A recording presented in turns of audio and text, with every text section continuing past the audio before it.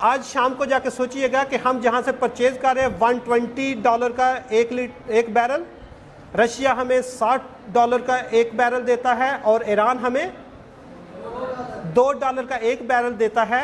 इसके क्या इम्प्लीकेशन हैं, क्या फ़ायदे हैं, क्या नुकसानात हैं, किस तरह हम इनको आगे लेके जा सकते हैं, और इस पर थोड़ा सा आप पढ़िएगा कि ग्लोबल पॉलिटिक्स क्या है, ग्लोबल प्रायोरिटीज़ क्या है, और ग्लोबल जो है या इंटरनेशनल कैपिटलिज्म की जो मार्केट है वो किस तरह चल रही है। कि पूरी दुनिया को जितना फूड चाहिए उससे ज़्यादा हम प्रोड्यूस कर रहे हैं, लेकिन फिर भी दुनिया का 1/3 पॉपुलेशन खाली पेट सोती है।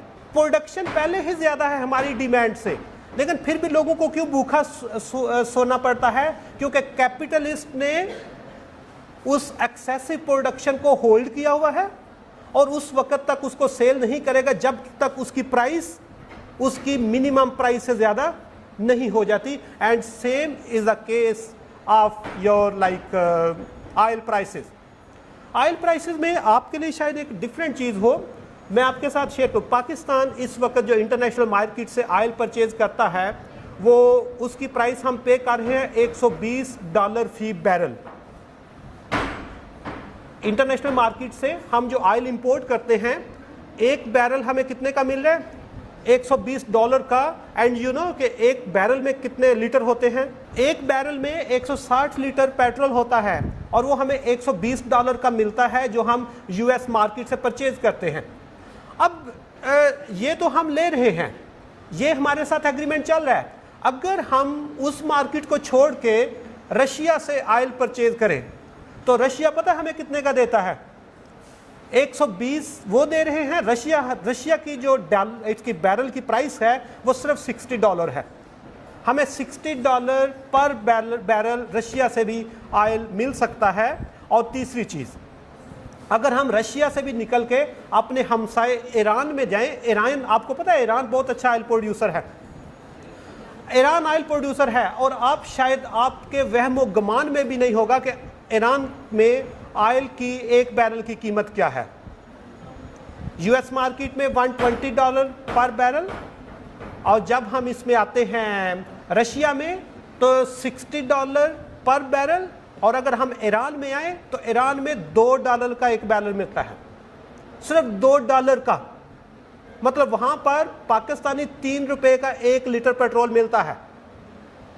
हम ना ईरान से लेते हैं ना रशिया से लेते हैं, हम यूएस मार्केट से परचेज करते हैं, और हमें अपने 220 मिलियन लोगों से कोई कंसर्न नहीं है। हमें जिस चीज़ से कंसर्न है कौन हमारे से खुश होता है और कौन हमारे से नाराज़ होता है। और आप इमेजिन करो अगर हम सिर्फ रशिया से ले हाफ कीमत पे सिर्फ, ठीक है, और पता क्या है, हमें सबसे पहले इंटरनेशनल मार्केट के स्ट्रक्चर का आइडिया होना चाहिए। कि आपको एक और शायद आपके लिए इंटरेस्टिंग चीज़ हो कि पूरी दुनिया से जब हम ऑयल इंपोर्ट करते हैं तो उस पर ट्रांसपोर्टेशन चार्जेस बहुत ज़्यादा होते हैं। Iran is the only country जिस पर हमें ट्रांसपोर्टेशन चार्जेस लगते ही नहीं हैं, क्योंकि हम बॉर्डर क्रॉस करके यही ट्रक जो इधर से आता है ना अलगनी पेट्रोलियम से गुजरात तक, वहीं उधर से ईरान तेहरान से भी गुजरात में आ सकता है। हमें बहुत ज़्यादा ट्रांसपोर्टेशन कास्ट भी उस पर वो खर्च नहीं करने पड़ते। एक चीज़ ये है। दूसरी चीज़, इसके साथ जब हम देखते हैं कि ये स्ट्रक्चर है लेकिन हम फिर भी उसके साथ स्टक हुए पड़े हैं। हम सिर्फ, मैं बता रहा हूँ कि यूएस मार्केट से रशिया में आए हाफ कीमत, और रशिया से ईरान पे आए तो कीमत समझे ना होने के बराबर हमें यही पेट्रोल फ्री में भी मिल सकता है। ये दूसरी चीज़ है। अब तीसरी चीज़ कि क्या पाकिस्तान ही यूएस से परचेज कर रहा है?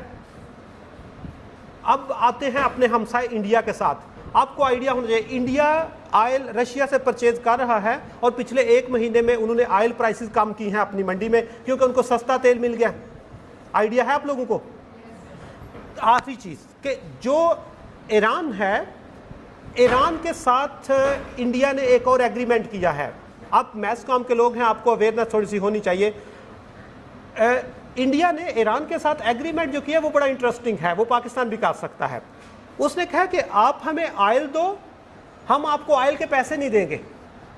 उन्हें कहा कि आपके पास ऑयल एक्सेसिव है, आप हमें ऑयल दे दो और इंडिया को कहे कि आपके पास फूड एक्सेसिव है, आप हमें फूड दे दो, जितने का ऑयल जाएगा उतने का फूड आ जाएगा। मतलब उनके पास फूड फ्री में है, उनके पास ऑयल फ्री में है, और दोनों ने बार्टर ट्रेड करके एक दूसरे को बेनिफिट दे लिया है। आज शाम को जाके सोचिएगा कि हम जहां से परचेज कर रहे हैं $120 का एक बैरल, रशिया हमें $60 का एक बैरल देता है, और ईरान हमें $2 का एक बैरल देता है। इसके क्या इम्प्लीकेशन हैं, क्या फ़ायदे हैं, क्या नुकसानात हैं, किस तरह हम इनको आगे लेके जा सकते हैं, और इस पे थोड़ा सा आप पढ़िएगा कि ग्लोबल पॉलिटिक्स क्या है, ग्लोबल प्रायोरिटीज़ क्या है, और ग्लोबल जो है या इंटरनेशनल कैपिटलिज्म की जो मार्केट है वो किस तरह चल रही है,